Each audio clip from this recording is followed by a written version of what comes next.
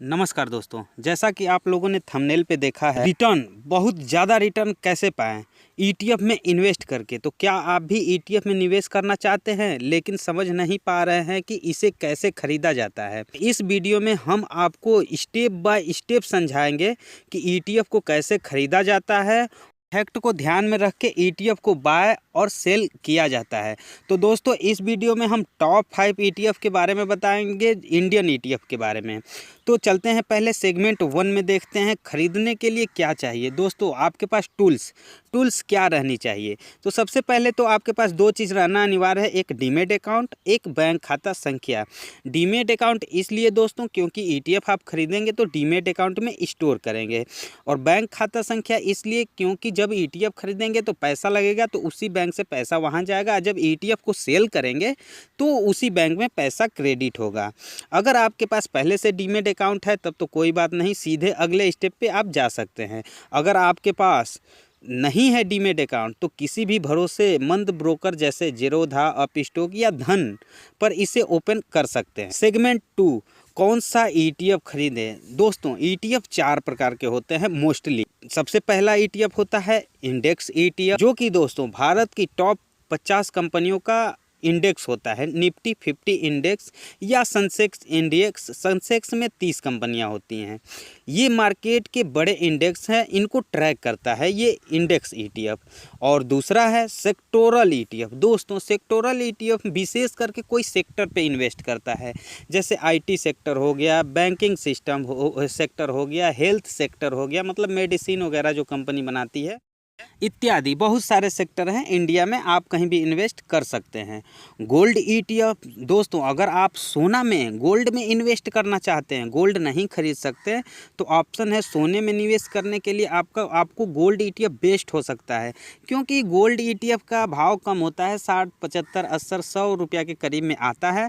जैसे सोना का भाव बढ़ता है तो ये ईटीएफ का भी भाव बढ़ता है, सोना का भाव गिरता है तो ये ईटीएफ का भी भाव गिरता है दोस्तों। और सोना मान लीजिए साल में 20% का रिटर्न दिया तो ये भी 20% का रिटर्न देता है। चौथा है लास्ट स्टेप, इंटरनेशनल ईटीएफ। दोस्तों, अगर आप विदेशी कंपनियों में निवेश करना चाहते हैं तो आप इंटरनेशनल ईटीएफ ले सकते हैं, जैसे नैस्डैक 100। ये अमेरिका की 100 कंपनी टॉप इसमें हैं, जैसे हो गया एप्पल हो गया, माइक्रोसॉफ्ट हो गया, तमाम प्रकार की 100 कंपनियां हैं नैस्डैक 100 में दोस्तों। हाँ, और दोस्तों, आपको अपनी जोखिम सहन शक्ति और निवेश उद्देश्य के अनुसार ईटीएफ चुनना चाहिए। आप कैसा मतलब रिटर्न कमाना चाहते हैं और लॉन्ग टर्म के लिए चाहते हैं, तब उसके हिसाब से निवेश करना चाहिए। अभी हम टॉप ईटीएफ के बारे में भी बताएंगे वीडियो में। 5 टॉप ईटीएफ है इंडिया का। सेगमेंट 3, ईटीएफ कैसे खरीदें। स्टेप बाय स्टेप मैं बता देता हूँ आपको। कोई भी ट्रेडिंग प्लेटफॉर्म है, या जीरोधा है, अपस्टॉक है या धन का है, उसे लॉगिन करें अपने फ़ोन में। लॉगिन करने के बाद सर्च बार में जाएं और सर्च करें निफ्टी 50 ईटीएफ या गोल्ड ईटीएफ या नैस्डैक 100 ईटीएफ या आईटी सेक्टर ईटीएफ। वो सामने आपका खुल के आ जाएगा, बहुत सारी कंपनियों का। उसमें क्या क्या चेक करना है दोस्तों वो बता देते हैं पहले। वहाँ सर्च करने के बाद आपको सेगमेंट 4 में हम ले चलते हैं, वहीं पे वीडियो को छोड़ दीजिए अभी। ईटीएफ खरीदते समय ध्यान देने वाली मुख्य बातें दोस्तों, ये बातें बहुत ही मुख्य हैं, जैसे एक्सपेंस रेशियो। किसी ईटीएफ को आप खरीदते हैं तो वहाँ पे एक्सपेंस रेशियो क्या होता है, ये चार्ज होता है। जो कंपनी ईटीएफ को मैनेज करती है वो कुछ चार्ज लगा के रखती है, उसे ही एक्सपेंस रेशियो कहते हैं। ये चेक करना बहुत ही ज़रूरी होता है, और यह एक्सपेंस रेशियो 0.05% से लगा के 0.75% तक होता है। ये एक्सपेंस रेशियो जितना कम होता है उतना ही अच्छा ईटीएफ माना जाता है दोस्तों। दूसरा पॉइंट देख लेते हैं, जो ज़रूरी बातें हैं ईटीएफ खरीदते समय उसको ध्यान में रखते हुए। दूसरी बात यह है ट्रैकिंग एरर।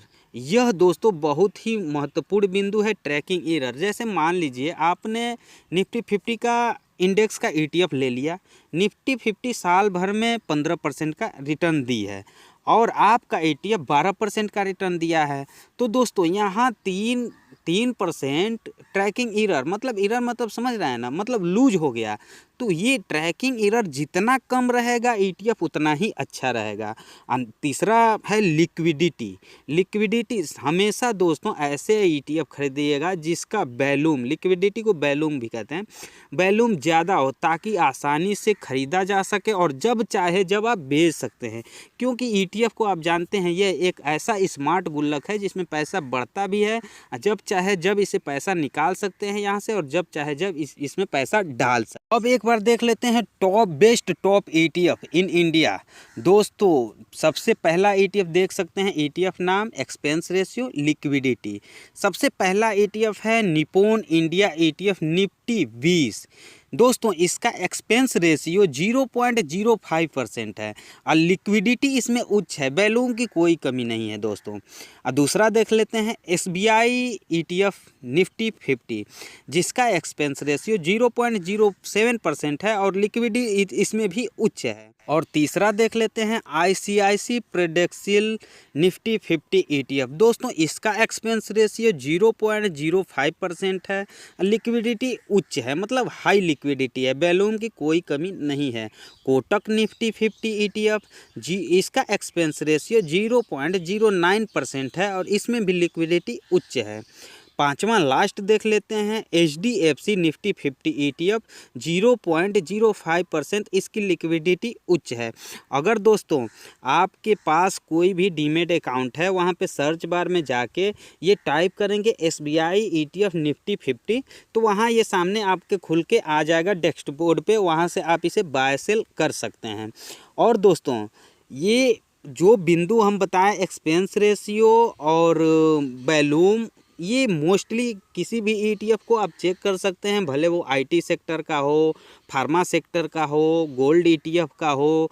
गोल्ड ETF में बहुत कंपनियां गोल्ड ETF अपना लॉन्च की हैं, तो वहाँ कंपनी चुनना पड़ता है कि कौन सी कंपनी हमारे लिए बेस्ट है, कौन सा पैसा कम ले रही है, किस में वैल्यूम ज़्यादा है, तो ये खास करके चेक करना होता है दोस्तों। और अभी जो टॉप 5 ETF हम आपको बताए हैं, उपरोक्त सभी ETF कम एक्सपेंस रेशियो और उच्च लिक्विडिटी के साथ निफ्टी 50 इंडेक्स को ट्रैक करते हैं, जो उन्हें निवेशकों के लिए अच्छा विकल्प बनाते हैं।